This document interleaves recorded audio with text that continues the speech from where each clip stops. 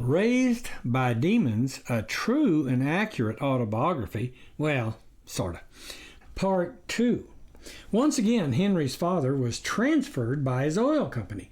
This time, the family moved to a far different environment than the bustling Houston, but almost as life-altering as the move to South America.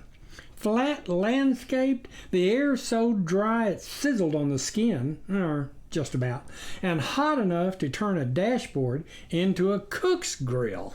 The barren wasteland might never have been populated other than by a few hardy dryland cotton farmers, but for the invention of a tool that changed sandy landscapes into a lush paradise, or wherever the possessors moved to, the drill bit.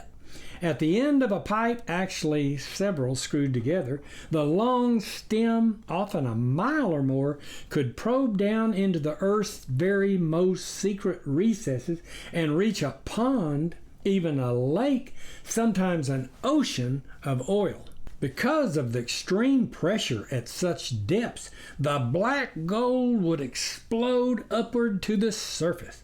That's how the Permian Basin, including Midland, became the richest petroleum reservoir in the hemisphere. Those few native hardscrabble cotton farmers became ultra wealthy and raised kids to live in posh domiciles like Nantucket, Martha's Vineyard, and Palo Alto, who viewed Texans, certainly West Texans, as riffraff who belonged in some other country besides their own.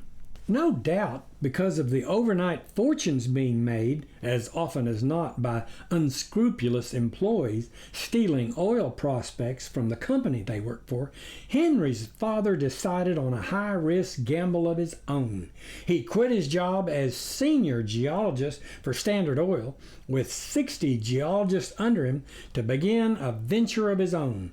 Backed by the promises of the Hollywood actors and movie stars he'd grown up among, all of whom gave their solemn word of honor to remain faithful for as long as it took to build another Rockefeller empire, he began his own exploration company.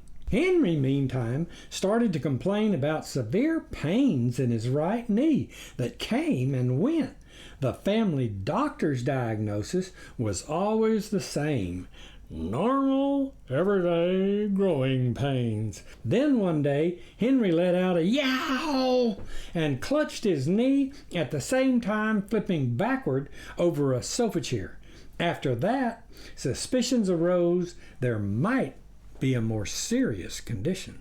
Sure enough, the tumor turned out of sufficient concern that after removal, Henry ended up on the San Antonio Hospital terminal ward. Unlike most of the other boys with cancer, polio, and so forth he befriended, Henry's outcome was not final. Those on the terminal ward who were able were allowed wheelchairs, and as should have been expected, when Henry had nothing better to do, races developed. Those boys who were bedbound cheered, placed bets, and urged on the contestants like they were at the Kentucky Derby. Consequently, no nurse or doctor had the heart to stop the fun. Both hallways in the hospital sloped to a four-way intersection at the nurses' station. Henry, always up for taking a contest to the next level, declared in order to qualify as a daredevil, racers must round the corner at the bottom of the hallway without breaking. He and a pal were first to try and almost made the turn, except for a nurse coming the opposite way with a full tray of medicines. The collision that resulted sent needles, vials, bedpans, and pill bottles flying, not to mention the elderly nurse. Wheelchairs were confiscated after that and only used with a grown-up pushing. Well enough to return home to Midland, Henry said goodbye to those he'd befriended, most in a more permanent fashion than he would have ever suspected. He had to learn to use his right leg again, beginning with bending his toes, then his foot, then his knee, and finally walking. His main regret from then on was all hope of outrunning his 4-year-old sister was gone, as well as any running sport like football, basketball, track, and so forth.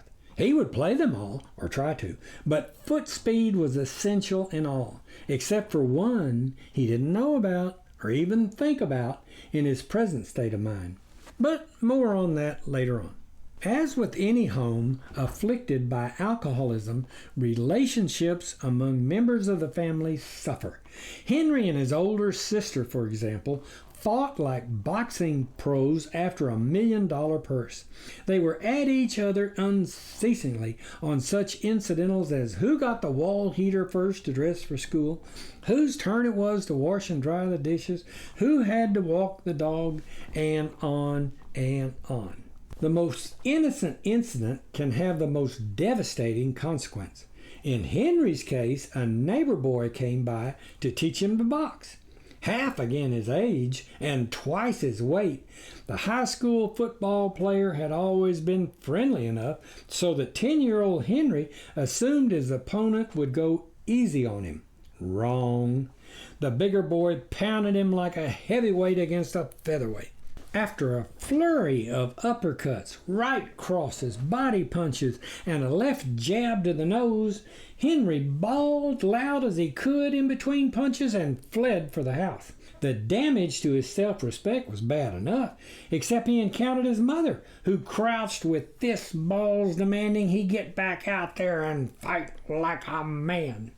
Of course, he wasn't a man, or anywhere close to it. Only now he knew he better be. Only how? Who would teach him? The walls of his room were full of posters of sports heroes and gunfighters, but he doubted they had time to show him. So who? As if that weren't devastating enough, later that afternoon, an even worse esteemed destroyer occurred. He happened to be watching cartoons so down in the dumps he didn't even know which characters were which when his 4-year-older sister burst into the den, followed by a laughing horde of her friends. His sister took one look at the TV and shrieked, "Cartoons!" She stood with her hands on her hips, partially blocking her sullen brother's view as her rowdy friends gathered around finishing the job. So he never learned how Popeye got even with Bluto. "How juvenile," his sister apologized to her friends. "You girls are so lucky not to have a little squirt brother to bother with. Here, let's watch American Bandstand instead." She changed channels. Henry had just about all the pushing around he could stand for one day. He stared at the antics of his sister and the other girls a moment, and then pronounced judgment as if from the bench. "Which?" The girls quieted and slowly turned towards the boy tucked in the corner of the couch. His sister left the group and walked towards her brother as if she hadn't heard and needed to get closer for a repeat.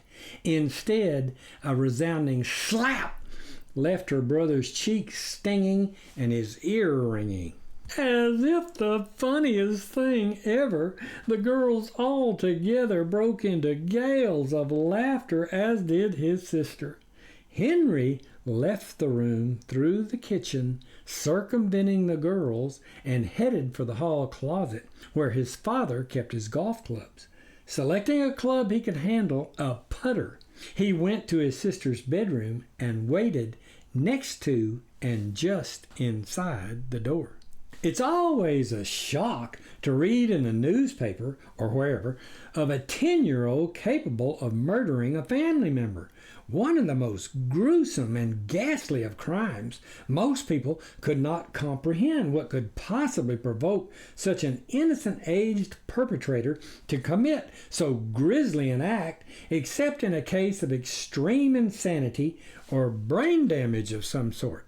One day, in the not-too-distant future, the popularity of school shootings would refocus attention on the combination of poor parenting and reaction to humiliation. Henry, however, knew none of that. His only interest was revenge, and he may have even suspected one day when he got old enough the chance to get even would come too late, as by then boys don't hit girls. As Henry suspected, giggling, high-pitched squeals could be heard coming his way. His sister's room was the only one that housed her collection of 45s of such singers as Elvis and Buddy Holly and Roy Orbison and so on.